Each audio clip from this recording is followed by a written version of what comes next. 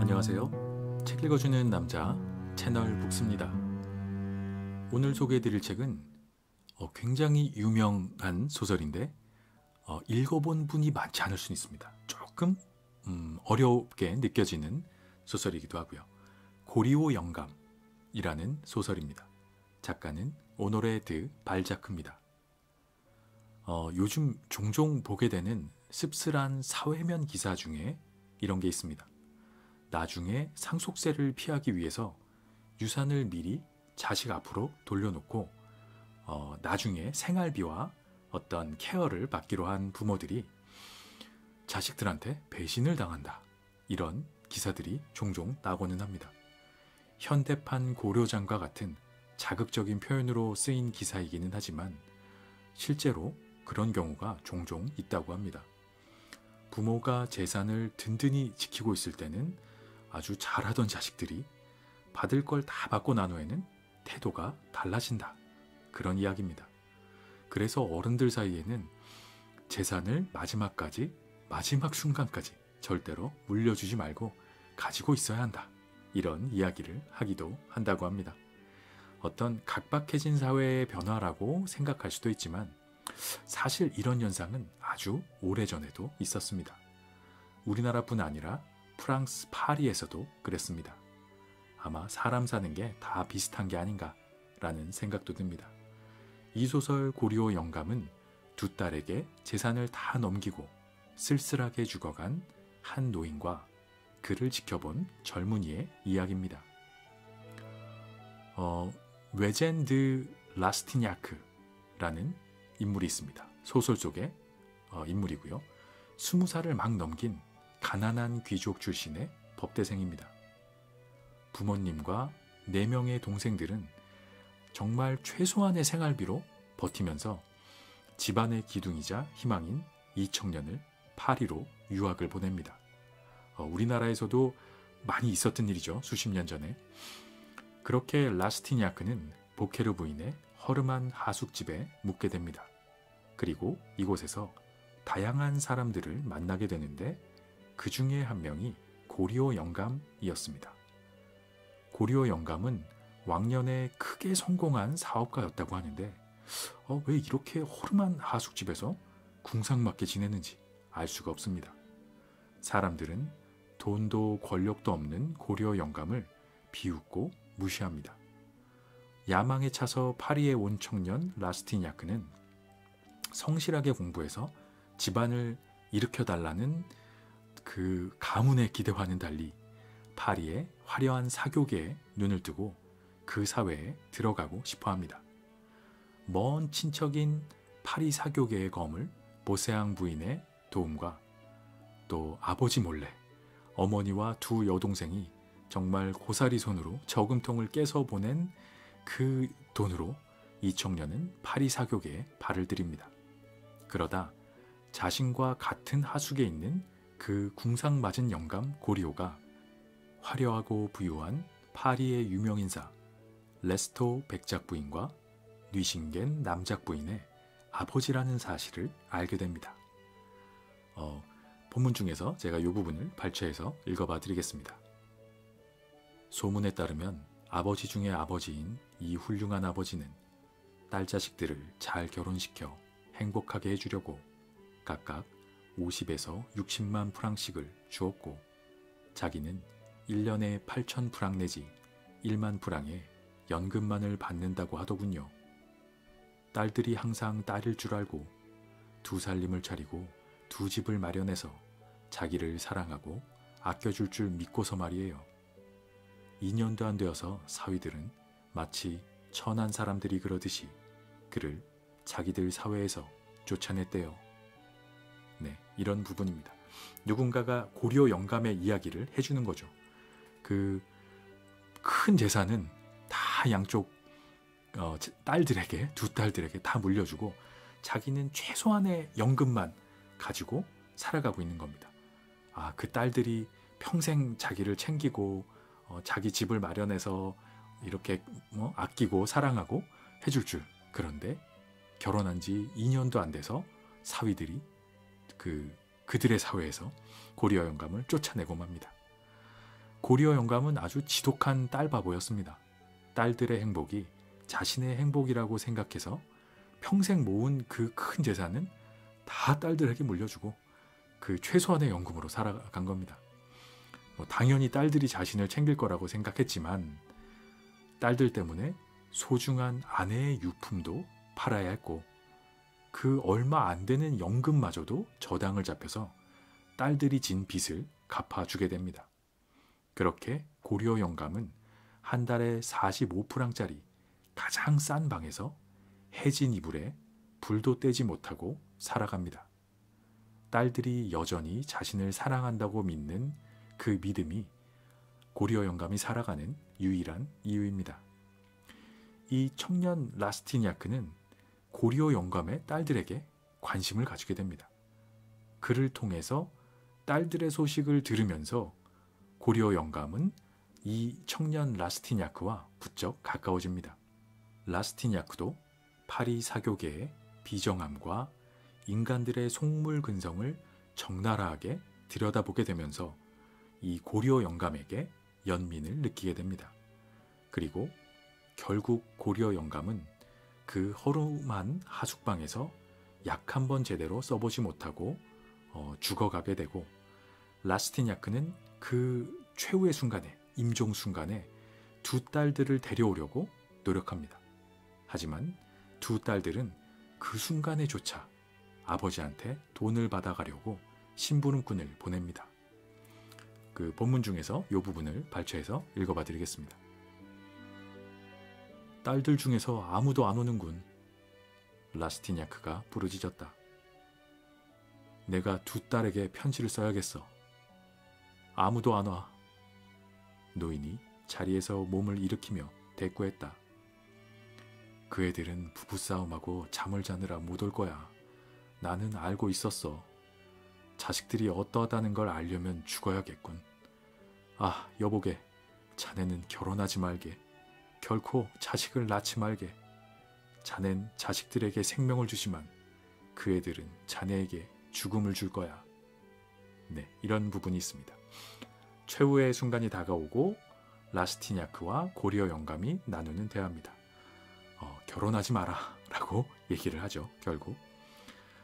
결국 라스티니아크와 그의 친구인 의대생 비앙숑만이 이 고리어 영감의 안타까운 최후를 지키고 이 가난한 대학생들이 자신들의 없는 돈을 털어서 하객 한 명 없는 아주 초라하고 비참한 장례까지 치러주게 됩니다. 마지막까지도 딸들과 사위들은 이 장례 비용을 대지도 않고 장례에 와보지도 않습니다. 처참하고 안쓰러운 최후가 아닐 수 없습니다. 고리어 영감이 죽은 후에도 사람들은 아무도 신경을 쓰지 않습니다. 이런 무정한 파리의 민낯을 목격한 라스티니아크는 묘지의 꼭대기에서 이제부터 파리와 나의 대결이야 라고 외치면서 다시 도시로 들어옵니다.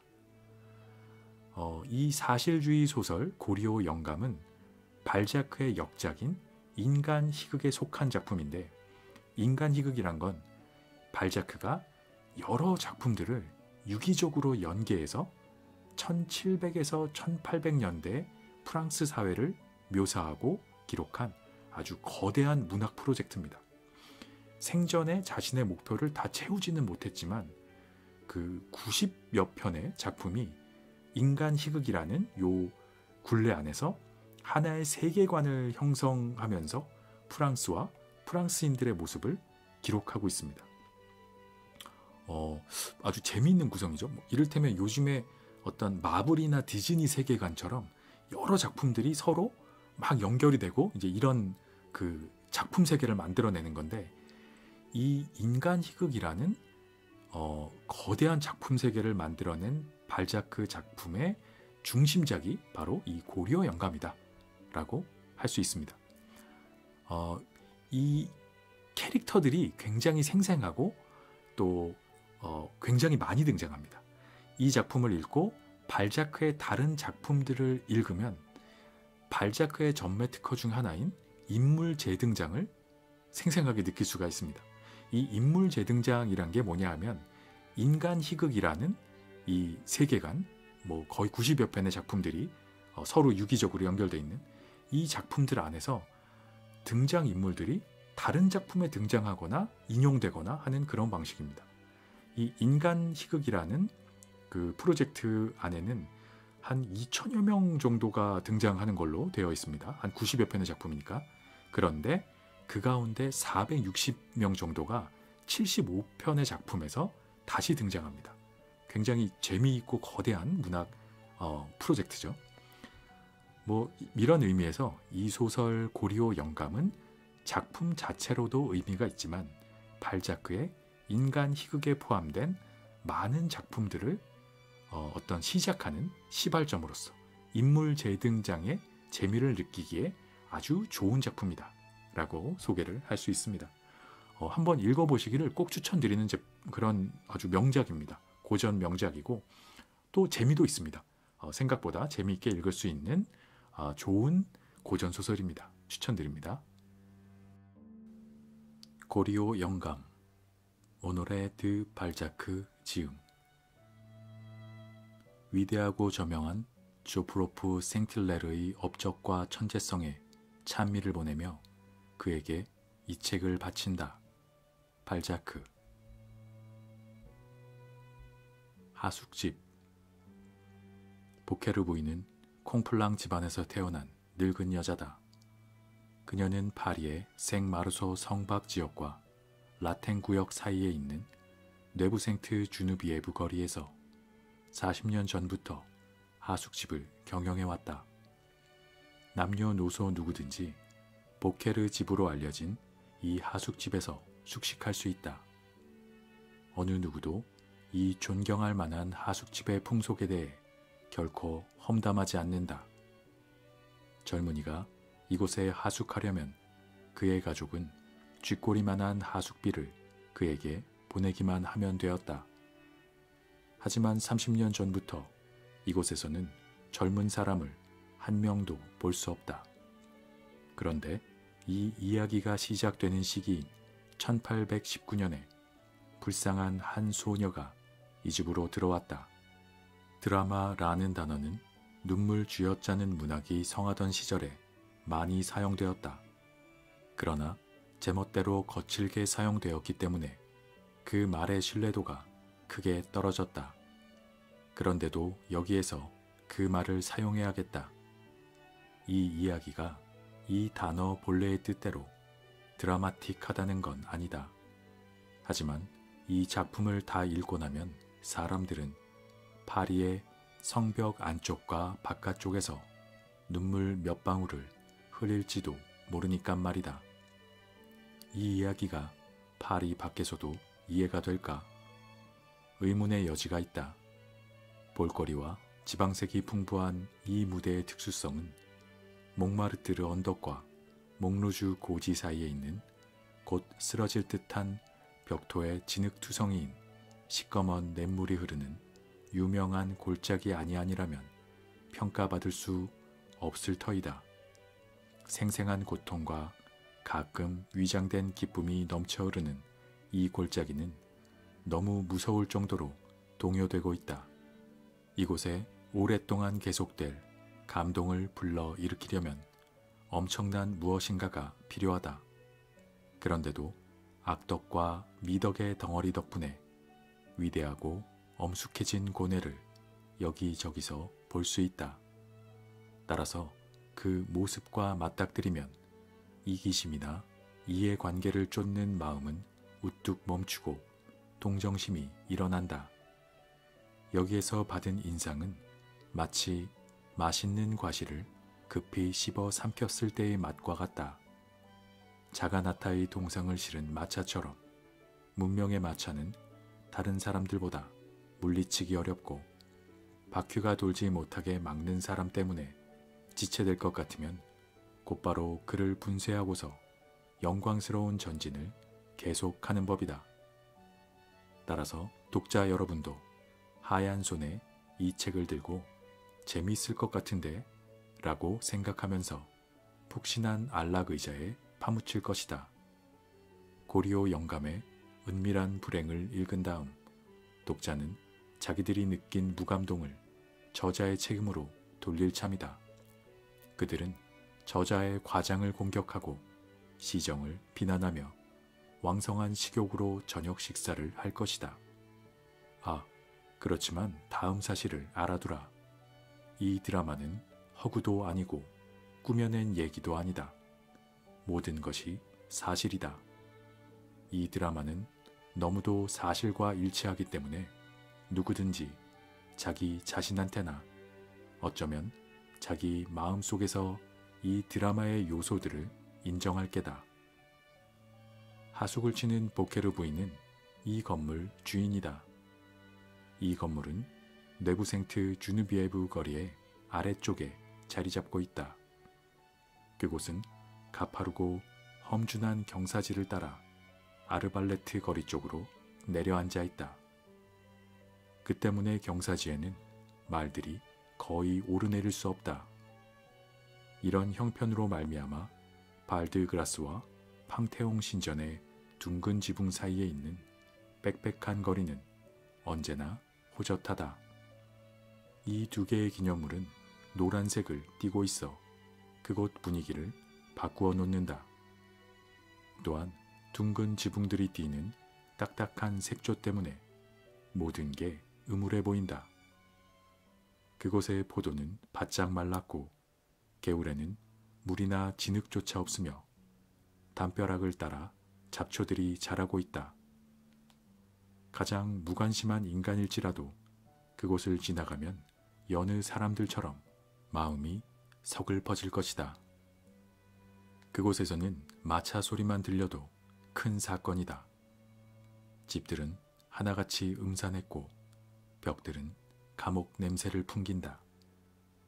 만약 파리 사람 한 명이 길을 잃고 그곳으로 들어섰다면 그는 그곳에서 하숙집과 학교, 빈곤과 권태, 죽어가는 노인의 모습, 어쩔 수 없이 공부를 열심히 해야 하는 즐거운 청년들만을 보게 될 것이다.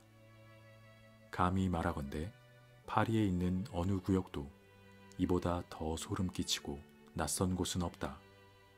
특히 네부생트 주누비에브 거리는 이 이야기를 가장 적절하게 담을 수 있는 유일한 청동 액자와 같다. 더욱이 음침한 색조와 장중한 사색으로 독자들이 이해하도록 꾸미는 데는 더 이상 좋을 곳이 없다. 그것은 마치 여행객들이 지하 공동묘지를 구경할 때 계단을 하나씩 내려감에 따라 햇빛은 점점 어두워지고 안내자의 노랫소리가 굴 속으로 점점 퍼져 들어가는 것과 꼭 같다. 얼마나 정확한 비유인가. 메마른 마음과 텅 빈 두개골 중에 어느 것이 더 끔찍스러운지 누가 감히 결정할 수 있을 것인가. 이 하숙집 정면은 작은 정원을 향해 있다. 그 집은 네부생트 주누비에브 거리와 직각을 이루고 있어 집의 깊숙한 곳을 볼 수 없다. 이 집 정면을 따라 집과 작은 정원 사이에는 폭이 2m쯤 되는 물바지용 자갈더미가 있다. 그 앞에는 모래 덮인 오솔길이 있다. 길 가장자리에는 제라늄, 협죽도, 청백색의 큰 도자기 화분이 담긴 석류 나무들이 있다. 중문을 통해 오솔길로 들어갈 수 있는데 그 중문 위에는 보케르 집, 남녀 모두 받는 하숙집이라고 적힌 간판이 하나 붙어 있다.